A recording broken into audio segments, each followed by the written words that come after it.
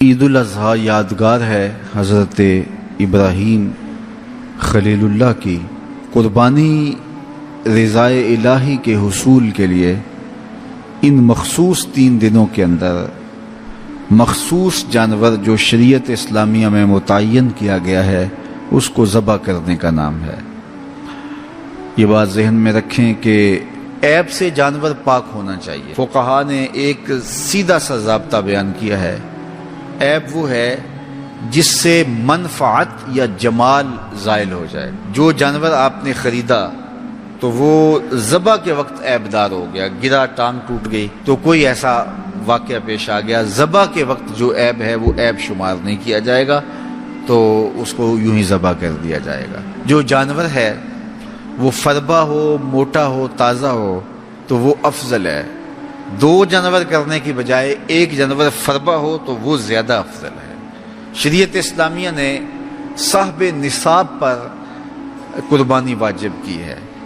نصاب وہ ہے جو ہمارے ہاں زکوٰۃ کا نصاب ہے، یعنی 52 تولے چاندی یا 7.5 تولے سونا، یا اس کی قیمت۔ زکوٰۃ کے نصاب میں قمری سال گزرنا شرط ہے، لیکن یہ جو قربانی اور صدقہ فطر ہے اس میں سال گزرنا شرط نہیں ہوتا۔ ان عید کے 3 دنوں کے اندر ایک لمحے کے لیے بھی کوئی مالک نصاب ہو گیا تو اس کے اوپر جو ہے وہ قربانی واجب ہوگی۔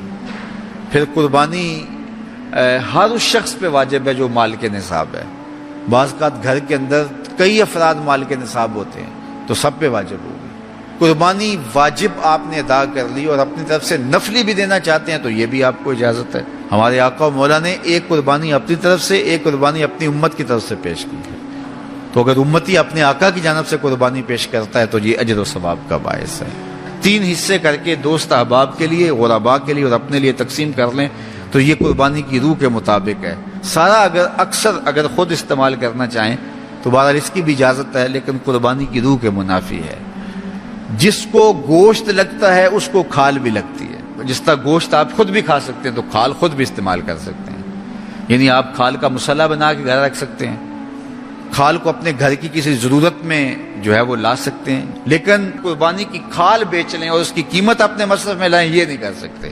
قربانی کی کھال اگر بیچ لی ہے تو اس کے پیسے صدقہ آپ کر سکتے ہیں، کسی دوست کو دے سکتے ہیں، کسی غریب کو دے سکتے ہیں۔ تو قربانی کی کھال جس کو مرضی دیں، لیکن بہتر یہ ہے کہ قربانی کی کھالیں مدارس دینیہ کو دی جائیں، چونکہ یہ مستحق بہت زیادہ ہیں۔ مدارس دینیہ کے بجٹ کا زیادہ تر انحصار قربانی کی کھالوں پہ ہوتا ہے۔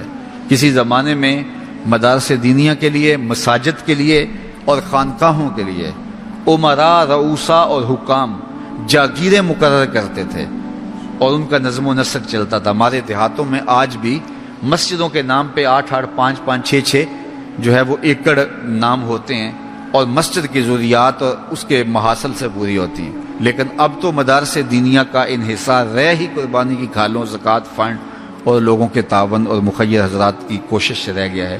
اس لیے اپنے مدارس کی طرف بہت زیادہ توجہ دینے کی ضرورت ہوتی ہے اور قربانی کی کھالیں کوشش کر کے خود مدارس دینیہ کے اندر پہنچائیں۔